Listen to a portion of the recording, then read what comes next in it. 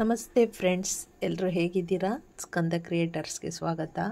Hi friends, ಇವತ್ತು ನಾವು ಹಳ್ಳಿ ರುಚಿಯಲ್ಲಿ ಹುರುಳಿಬೇಳೆ ಸೊಪ್ಪು ಉಪ್ಪು ಸಾಂಬಾರು ಮಾಡೋದು ಹೇಗೆ ಅಂತ ತಿಳ್ಕೊಳ್ಳೋಣ. ತುಂಬ ರುಚಿಯಾಗಿರುತ್ತೆ, ತುಂಬ ಆರೋಗ್ಯಕರವಾದಂಥ ಸಾಂಬಾರಿದು. ಇದನ್ನು ಹಳ್ಳಿ ರುಚಿಯಲ್ಲಿ ಹೇಗೆ ಮಾಡೋದು ಅಂತ ನೋಡೋಣ ಬನ್ನಿ. ಮೊದಲಿಗೆ ನಾವಿಲ್ಲಿ ಹುರುಳಿಬೇಳೆ ತಗೊಳ್ಳೋಣ. ನಿಮಗೆ ಮನೆಗೆ ಎಷ್ಟು ಜನ ಇದ್ದೀರಾ ಅಳತೆ ನೋಡಿ ತಗೊಳ್ಳಿ ಫ್ರೆಂಡ್ಸ್. ನಾನೀಗ 4 ಜನಕ್ಕೆ ಅಡುಗೆ ಮಾಡ್ತಾಯಿದ್ದೀನಿ. ನಾನು ಒಂದು ಬಟ್ಲು ಹುರುಳಿ ಬೇಳೆನ ತಗೊಂಡಿದ್ದೀನಿ. ಹುರುಳಿ ಕಾಳು ಇರುತ್ತಲ್ಲ, ಅದನ್ನು ಬೇಳೆ ಮಾಡುವಾಗ ಈ ಥರ ಹುರುಳಿ ಬೇಳೆ ಆಗುತ್ತೆ. ಅದನ್ನು ಮಿಷನ್ನಲ್ಲಿ ಮಾಡಿಸ್ಕೋಬೋದು. ನೋಡಿ ಫ್ರೆಂಡ್ಸ್, ಇದು ಸೊಪ್ಪು, ಹರಿವೆ ಸೊಪ್ಪು ಮತ್ತು ಹುರುಳಿ ಕಾಳು ತಗೊಂಡಿದ್ದೀನಿ. ಸೊಪ್ಪು ಮಿಕ್ಸ್ ಸೊಪ್ಪು ಎಷ್ಟು ಥರನಾದ್ರು ತಗೋಬೋದು. ಇವೆರಡನ್ನೂ ಕ್ಲೀನ್ ಮಾಡಿ ಸೋಸಿ ಇಟ್ಕೊಂಡಿದ್ದೀನಿ. ಸೊಪ್ಪೆಲ್ಲ ನೀಟಾಗಿ ತೊಳೆದು ಇಟ್ಕೊಂಡಿದ್ದೀನಿ. ಇಲ್ಲಿ ನಾವು ಹುರುಳಿ ಕಾಳನ್ನ 3 ವಿಷಲ್ನ ಕೂಗಿಸ್ಕೋಬೇಕು. ಕುಕ್ಕರಲ್ಲಿ ನೀರಿಟ್ಟು ನೀರು ಚೆನ್ನಾಗಿ ಕುದಿ ಬರೋ ಹೊತ್ತಿಗೆ ಈ ಹುರುಳಿ ಬೇಳೆನ ತೊಳ್ಕೊಂಡು ನಾನು ಕುಕ್ಕರ್ಗೆ ಸೇರಿಸ್ಕೊತಾ ಇದ್ದೀನಿ. ಕುಕ್ಕರಲ್ಲಿ ಇದನ್ನು 3 ವಿಷಲ್ ಬರುವಾಗೆ ಕೂಗಿಸಿದ್ರೆ ತುಂಬ ಚೆನ್ನಾಗಿ ಬೇಯುತ್ತೆ. ನೋಡಿ ಫ್ರೆಂಡ್ಸ್, ನಾನಿಲ್ಲಿ 1 ಸ್ಪೂನ್ ಉಪ್ಪು ಹಾಕ್ಕೋತಾ ಇದ್ದೀನಿ. ಈ ಹುರುಳಿ ಬೇಳೆ ಸಪ್ಪೆ ಸಾರು ಮಾಡಿದ್ರಂತೂ ತುಂಬ ಚೆನ್ನಾಗಿರುತ್ತೆ. ಮಕ್ಕಳು ತುಂಬ ಇಷ್ಟಪಟ್ಟು ತಿಂತಾರೆ.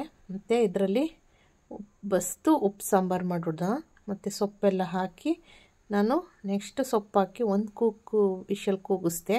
ಹುರುಳಿ ಬೇಳೆನ 2 ವಿಷಲ್ ಕೂಗಿಸಿದೆ. ನೆಕ್ಸ್ಟ್ ಸೊಪ್ಪು ಹಾಕಿ ವಿಷಲೆಲ್ಲ ಆರಿದ್ಮೇಲೆ ತೆಗೆದುಬಿಟ್ಟು ನಾವು ಉತ್ತರಿಸ್ಕೊಂಡಿರೋ ಸೊಪ್ಪನ್ನು ಹಾಕಿ ನೋಡಿ 1 ಕೂಗಿಸ್ದೆ. ಈಗ ಸೊಪ್ಪು ಮತ್ತು ಹುರುಳಿ ಬೇಳೆ ಸೇರಿ 3 ವಿಷಲ್ ಮಾಡಿದ್ಮೇಲೆ ಸೊಪ್ಪು ಹುರುಳಿ ಬೇಳೆ ಈ ಹಂತದಲ್ಲಿ ಬೆಂದಿದೆ. ತುಂಬ ಚೆನ್ನಾಗಿದೆ. ಇದೇ ಉಪ್ಪು ಸಾಂಬಾರು ಅಂತ. ಇದಕ್ಕೆ ಉಪ್ಪೆಲ್ಲ ಹಾಕಿದ್ದೀವಿ ಸ್ವಲ್ಪ ಸೊಪ್ಪು ಕಾಳೆಲ್ಲ ಟೇಸ್ಟ್ ಹಿಡಿಯೋಕ್ಕೆ. ಇದನ್ನು ಬಸ್ತು ನೀರು ಮತ್ತು ಸೊಪ್ಪು ಕಾಳನ್ನ ಸಪ್ರೇಟ್ ಮಾಡಬೇಕು. ಸೊಪ್ಪು ಕಾಳು ಸಪ್ರೇಟಾಗಿ ಇಟ್ಕೊಂಡು ಇದನ್ನು ಹಾಗೆ ತಿಂದರೆ ಸೂಪರ್ ಟೇಸ್ಟ್ ಇರುತ್ತೆ. ಒಗ್ಗರಣೆನೂ ಕೂಡ ಮಾಡ್ಕೋಬೋದು. ನೆಕ್ಸ್ಟು ಇದಕ್ಕೆ ಖಾರ ರೆಡಿ ಮಾಡ್ಕೊಳ್ಳೋಣ ಫ್ರೆಂಡ್ಸ್. ಹೀಗೆ ಒಣಮೆಣ್ಸಿನ್ಕಾಯಿ ಡ್ರೈ ಚಿಲ್ಲಿ ಇರುತ್ತಲ್ಲ ಮನೇಲಿ, ಅದನ್ನು ಹೀಗೆ ಹರಳೆ ಇರುತ್ತಲ್ಲ, ರೊಟ್ಟಿ ಹರಳೆ, ಅದರಲ್ಲಿ ನೀವು ಹಾಕ್ಕೊಂಡು ಹೀಗೆ ಡ್ರೈ ರೋಸ್ಟ್ ಮಾಡ್ಕೋಬೇಕು. ಒಣಮೆಣ್ಸಿನ್ಕಾಯಿ ಖಾರನೇ ಚೆಂದ ಇದಕ್ಕೆ. ಹುರುಳಿಬೇಳೆ ಸಾಂಬಾರಿಗೆ ನೀವು ಹಸಿ ಕಾಳಿಗೆಲ್ಲ ಅವತ್ತೇ ಹೇಳಿದ್ದೀನಿ ನಿಮಗೆ ಇನ್ನೊಂದು ವಿಡಿಯೋದಲ್ಲಿ. ಹಸಿ ಕಾಳುಗಳಿದ್ದರೆ ಹಸಿ ಮೆಣಸಿನ್ಕಾಯಿ ಹಾಕ್ಕೊಳ್ಳಿ, ಒಣ ಕಾಳುಗಳಿದ್ದರೆ ಒಣ ಮೆಣಸಿನ್ಕಾಯಿನ ಹೀಗೆ ಡ್ರೈ ಮಾಡಿ ಹಾಕ್ಕೊಳ್ಳಿ. ತುಂಬ ಚೆನ್ನಾಗಿರುತ್ತೆ ಖಾರಕ್ಕೆ.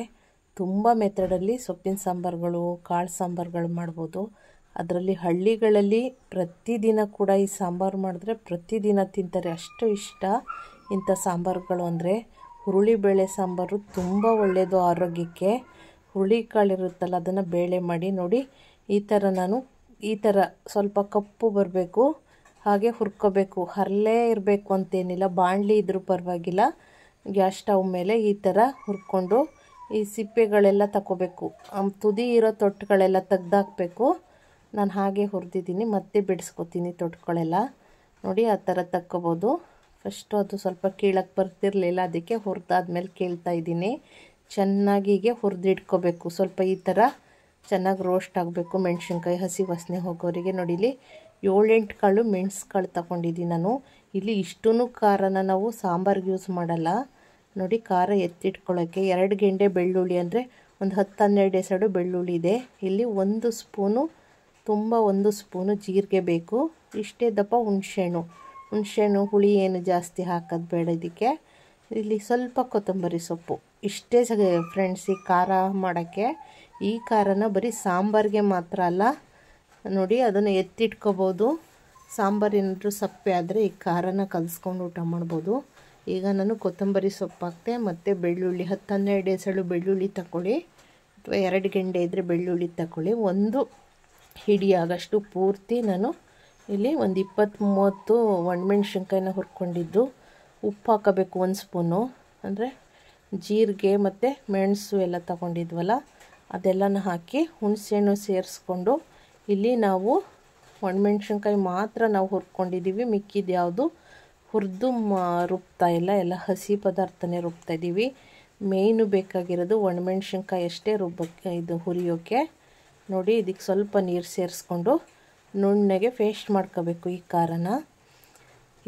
ಈ ಚಟ್ನಿನ ತುಂಬ ಚೆನ್ನಾಗಿ ಅರ್ದು ಈ ಥರ ನುಣ್ಣಗೆ ಪೇಸ್ಟ್ ಮಾಡ್ಕೊಂಡು ಇಟ್ಕೊಂಡ್ರೆ ಎಷ್ಟು ದಿನ ಬೇಕಾದರೂ ಫ್ರಿಜ್ಜಲ್ಲಿ ಇಟ್ಕೋಬೋದು. ಫ್ರಿಜ್ಜಿಲ್ಲ ಅಂದರೆ ಹೊರಗಡೆ ಇಡೋರು ಇದಕ್ಕೆ ಹುಣಸೆಹಣ್ಣು ಯೂಸ್ ಮಾಡಬೇಡಿ.